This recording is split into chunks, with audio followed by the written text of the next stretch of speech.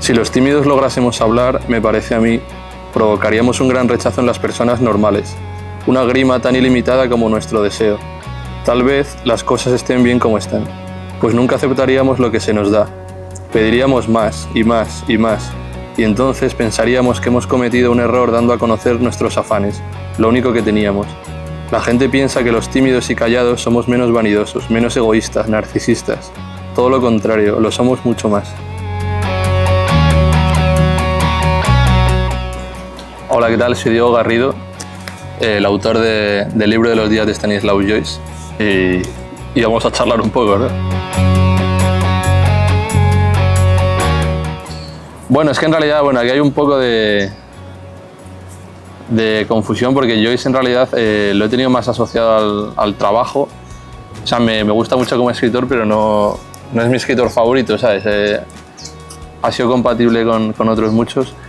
Entonces yo estudiaba cine, básicamente, y es verdad que a raíz de ver la película de John Huston de Los Muertos y leer luego el libro, Dublineses y el cuento, me empecé a interesar mucho por Joyce.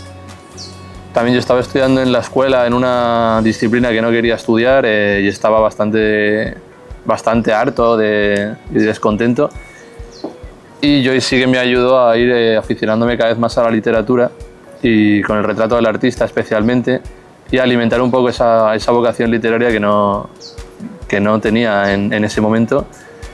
Y a raíz de ahí acabó la escuela, justo se interrumpió con la pandemia y me surgió la oportunidad. Vi que había una serie de textos de Joyce que no estaban traducidos, los traduje, los recopilé, se los propuse a Páginas de Espuma, me dijeron que sí, entonces a partir de ahí entré en el mundo editorial de forma un poco abrupta y terminé la escuela, pero no me he dedicado nunca a nada de cine. Y nada, a partir de ahí seguí traduciendo cosas de Joyce, básicamente porque no tenía derechos tampoco, y venía el centenario de Ulises y estaba muy a huevo hacer cosas sobre él. Entonces fui acumulando proyectos sobre él hasta que descubrí al hermano pequeño, que me dio pie a escribir esta novela. No. Lo primero que traduje fue el diario original de Stanislaus, que no tiene nada que ver con el libro en realidad, pero existe y no estaba traducido, pero ninguna editorial lo quería, y entonces me pasé a traducir al hermano, que es el famoso, básicamente. Y no había traducido nada, la verdad. O sea, en ningún momento me planteé ser traductor ni meterme en el mundo editorial, pero Joyce sí que me hizo querer ser escritor ya definitivamente, digamos. Y estuvieron contentos con la traducción y me fueron saliendo más, simplemente. Es que no es un libro concreto, hice la edición también. Se llama Cuentos y prosas breves y básicamente es una recopilación de sus textos breves, que algunos estaban inéditos y otros estaban muy dispersos, desde las primeras cosas que escribe con 20 años hasta lo que escribe antes de morir. Entonces no era un libro que... Eran cosas que él no había publicado, básicamente, muchas de ellas, y con dublineses en el centro. Y ahora estoy con las cartas, que había antologías solo de la edición de la edición inglesa. Porque estaba leyendo muchas cosas sobre Joyce y al final llegas a los libros que ha escrito sus amigos y familiares, que hay bastantes, sobre todo de amigos. Y el diario era muy especial dentro de esos libros porque lo escribió Stanislaus cuando Joyce tenía 22 años y él 19. Entonces no era Joyce todavía, digamos. Era una visión muy distinta, porque el resto de visiones son cuando ya es famoso, ya se le considera genial y ya es muy fácil alabarlo y decir lo que sea, pero cuando todavía no ha escrito nada tiene más mérito. Es que Joyce, ya te digo que en el libro es más un pretexto que un fin en sí mismo, ¿sabes? Lo que me pasó al final es que de tanto traducir a Joyce, de tanto leerlo, estaba empapadísimo de todos esos personajes, porque sus personajes son sus familiares, todos tienen una correspondencia en el mundo real. Entonces sentí que había ahí un universo de ficción que se podía explotar, igual que lo explotó él, de hecho, solo que en vez de convertirlos en ficción, volver a utilizar sus nombres reales, digamos. Entonces fue por eso. No es el escritor que más me gusta mucho, pero hay otros que me gustan más. Pero sí que en él vi una posibilidad en estos personajes de escribir una ficción, vamos. Fue en un curso de Erice, porque yo quería ser cineasta y acosaba a Erice ahí en muchos cursillos, y había uno que era de literatura y cine y comparaba adaptaciones con el texto.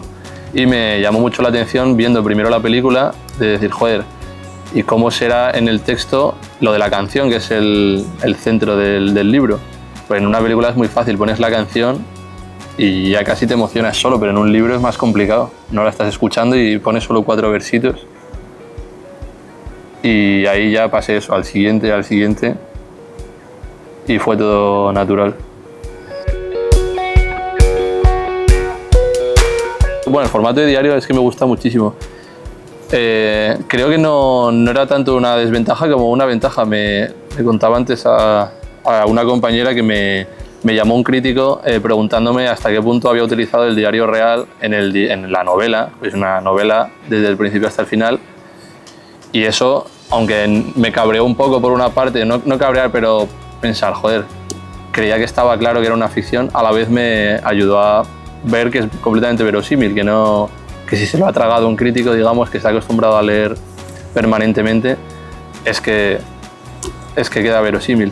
Porque ya te digo que el diario original, vamos, lo leí en 2019, creo, y queda muy poco en la novela. No tiene nada que ver. Claro, a mí eso no me interesaba nada. De hecho, me cansan bastante los juegos. No es una fanfiction, ¿sabes? No quería hacer de Joyce un personaje como se ha hecho. Eso, hay muchos libros que la gracia es coger un personaje famoso y ver qué pasó. Aquí no me interesaba nada de eso, me interesaba Stanislaus, el hermano pequeño, y de hecho no se habla, corto antes de que llegue el 16 de junio famoso en el que conoce a Nora, no está la torre con Buck Mulligan, no hay ningún hecho para joycianos en un sentido de casi de fanservice, ¿sabes? No tiene nada que ver.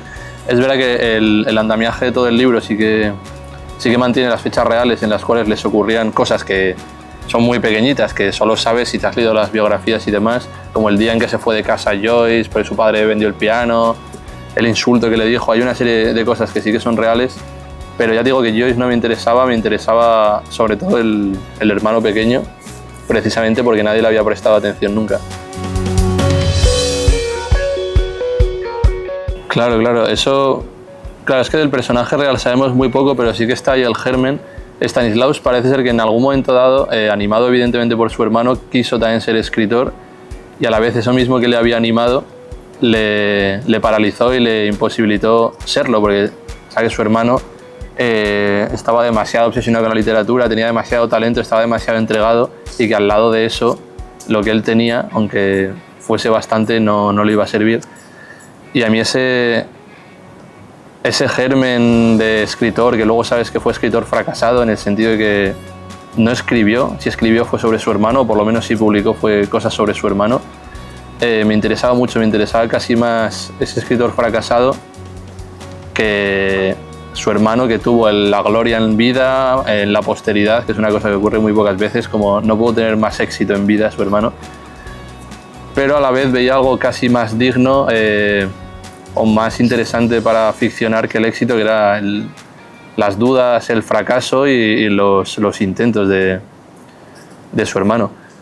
Que esto lo he dicho muchas veces, claro, Stanislaus tiene una relación con la literatura un poco ambivalente, porque por una parte piensa que merece mucho la pena intentar dedicar la vida a ello, pero por otra parte no piensa que sea el fin último de la vida como cree su hermano, entonces no está tan dispuesto como su hermano a ir con todo absolutamente y dejarse la piel ahí. Entonces, pues deja eso, unos testimonios de lo que sintió, de lo que pensó en un momento dado y poco más. No se atreve a...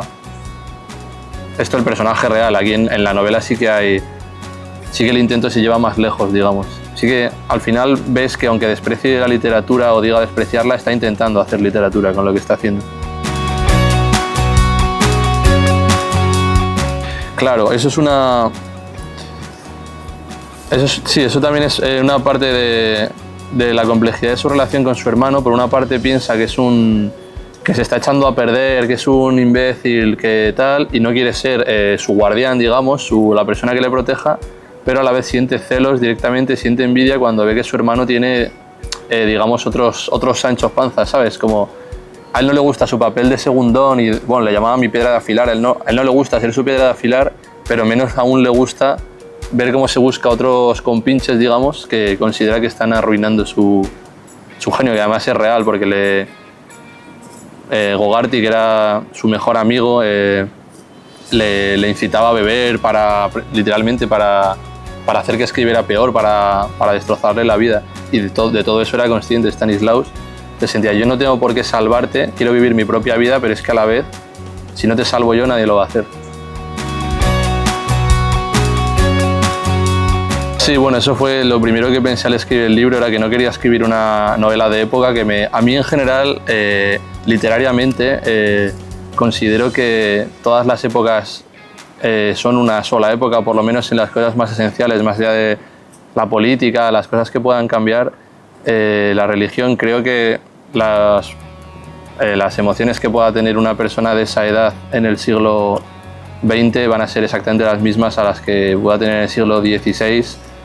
Por lo menos el núcleo de esas emociones va a ser el mismo: el miedo a la muerte, la desesperación, el deseo, todas estas cosas se va a parecer mucho, ya sea en el siglo XXI o en el XX, como en este caso, y eso lo he vivido yo mismo leyendo autores que llevan muertos mucho tiempo y con los cuales me identifico, siento que conozco muchísimo mejor que gente de mi día a día, ¿sabes? Entonces lo que yo pensé fue, no voy a hacer en absoluto una novela de época, aquí no va a tener ningún peso ni el lugar ni el tiempo. Sí que voy a escribir de forma que sea verosímil.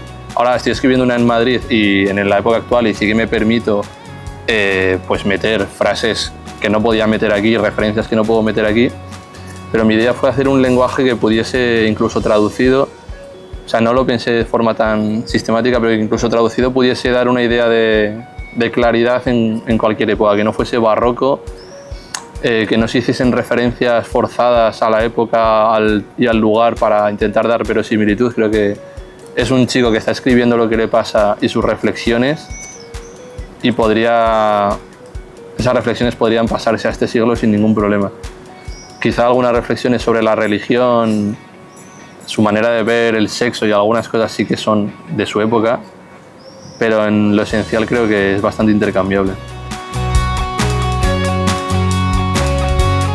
Sí, son sus intentos por saber quién es, por intentar desarrollar una identidad propia que no sea la de su hermano. A él le gusta mucho la filosofía, los diarios filosóficos y estas cosas, y intenta sistematizar un poco lo que siente. Incluso cuando ha sentido un desamor, intenta autoanalizarse y ver qué pasó allí.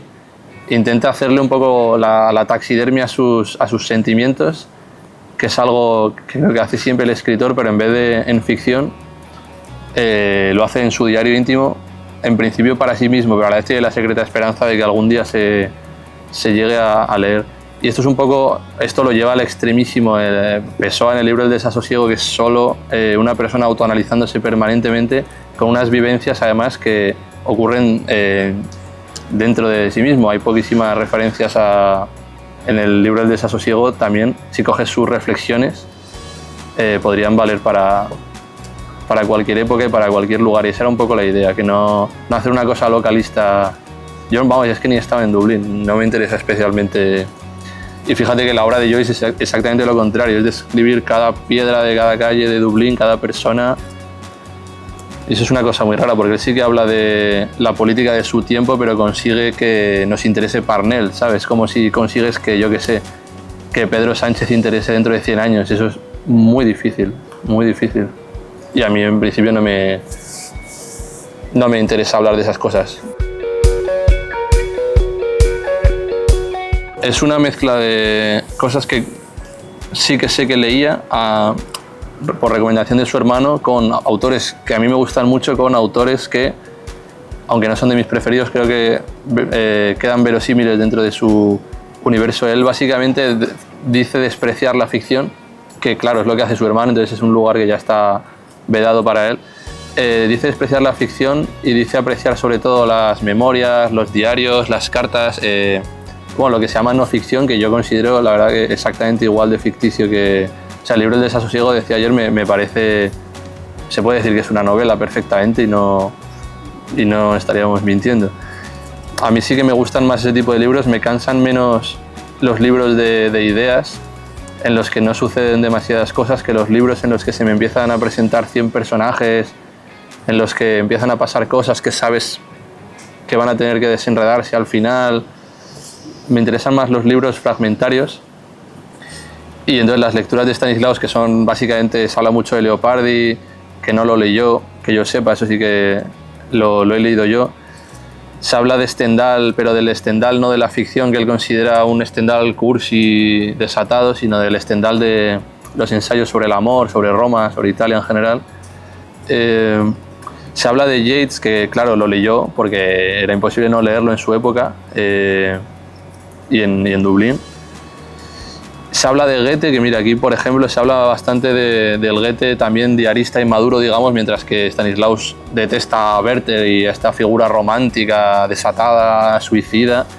Le gusta mucho, pues eso, el viaje a Italia de Goethe, todas estas cosas. Está un poco inspirado también este tipo de lecturas en las lecturas de Josep Pla, en esta figura un poco como pretendidamente comedida, adulta, que dice, tiene una frase Josep Pla que metí en el libro que dice: todo aquel que lee novelas después de los 30 años es un cretino, y eso es una cosa muy de Pla, ¿sabes? Él mismo las escribió incluso después de los 30 años. Entonces está un poco mezclado. A mí, por ejemplo, Goethe no me gusta, me parece muy cansino y nunca le he encontrado la gracia, y a Stanislaus, sin embargo, sí que lo leo bastante.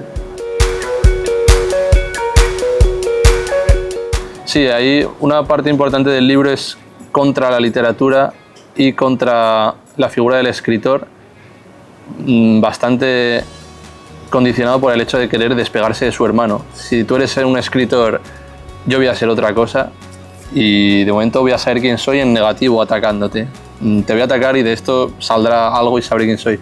Pero a la vez él está escribiendo con cuidado, con la intención de que se le lea, está intentando levantar algo, entonces se está convirtiendo sin quererlo en un autor.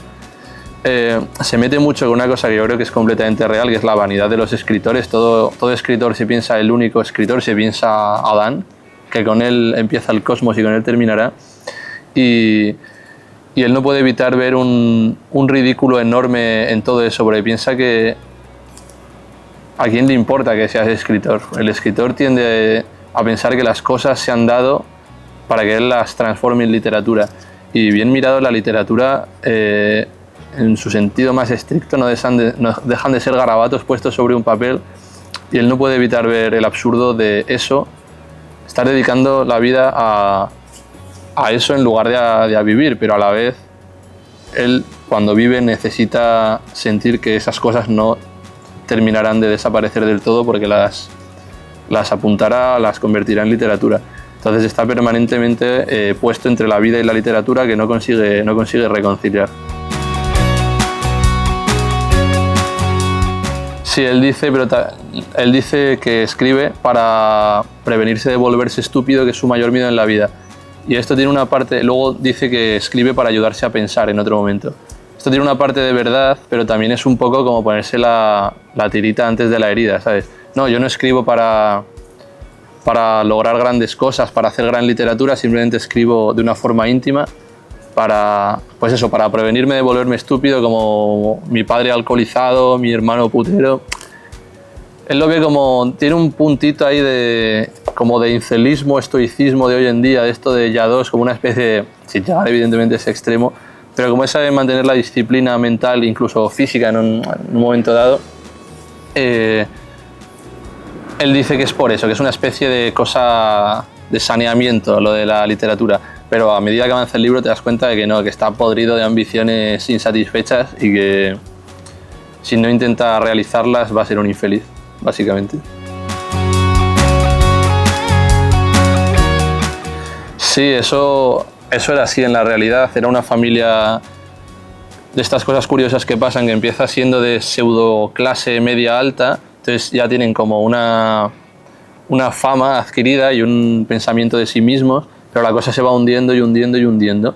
Entonces se da la situación absurda de, siendo una familia absolutamente pobre, intentar mantener las apariencias no ya de que no son pobres, sino de que son gente elegante. El padre, un alcohólico brutal, se consideraba a sí mismo un caballero, que llegó a pegar a su madre, bueno, a decirle que por favor se muriese ya cuando tenía cáncer, borracho. Y una anécdota real del padre de Joyce, que es que estaba agonizando la madre y el padre le encerraron en un cuarto porque estaba completamente borracho, saltó por la ventana, casi se medio partió la pierna y entró gritando que quería ver a su esposa. Y un montón de anécdotas así completamente reales.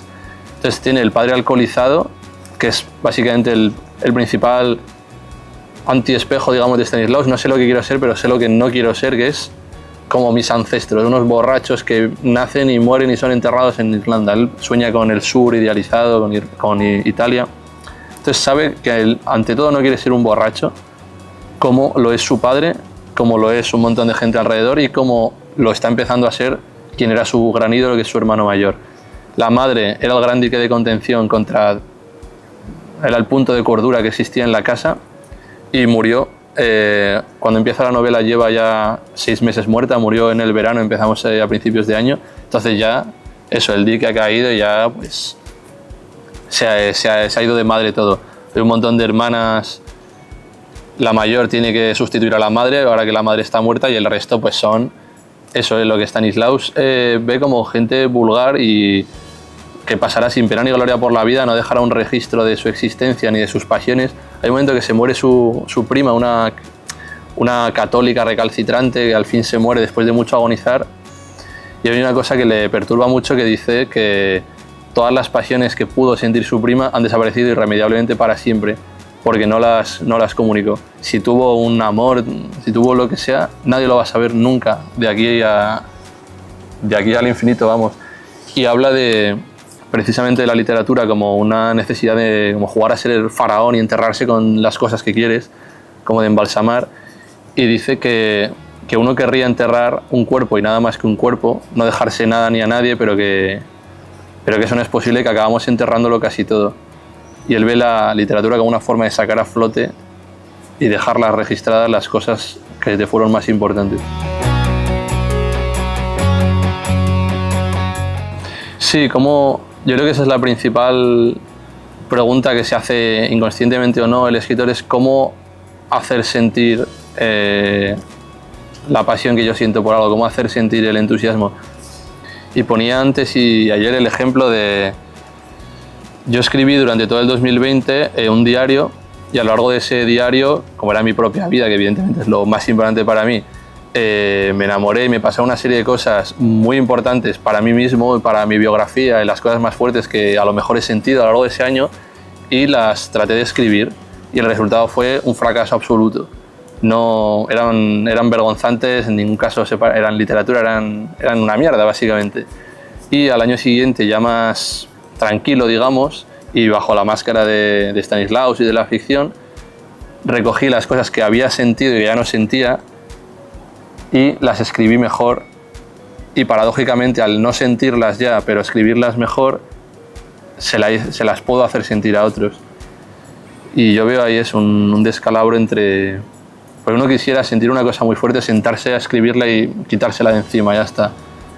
Y lo normal es que si escribes entusiasmado, muy feliz o muy triste, el resultado va a ser malísimo. Pero si lo haces ya cuando ya no tienes la necesidad de vomitar eso, es cuando de verdad puedes hacerlo. Entonces siempre hay un descalabro temporal. No te acaba de dar lo que quieres la literatura nunca, yo creo.